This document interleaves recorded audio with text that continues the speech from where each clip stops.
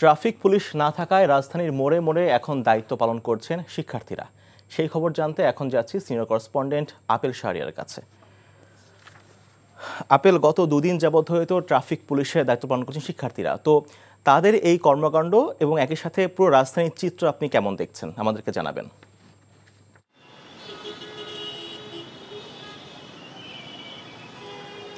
অস্থির সময় শেষে জনজীবন ধীরে ধীরে স্বাভাবিক হয়ে আসছে।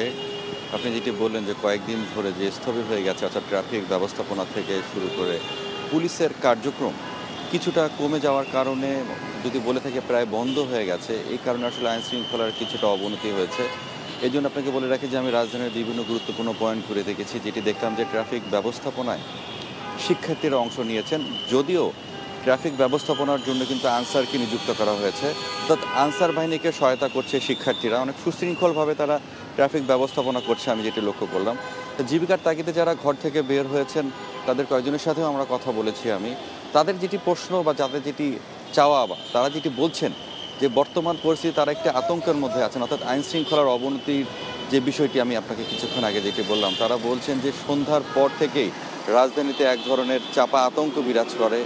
কেননা বলে রাখি যে প্রায় সময় কয়েকদিন ধরে আসলে ডাকাতির ঘটনা ঘটছে। যদিও যেসব যারা ডাকাতির ঘটনার চেষ্টা করছেন তাদেরকে জনগণই আসলে ধরছেন, অর্থাৎ পুরো পাড়াগুলোতে পাড়ায় পাড়ায় তারা নিরাপত্তা কমিটি গঠন করেছেন এবং তারা আসলে পাহারা দিচ্ছেন।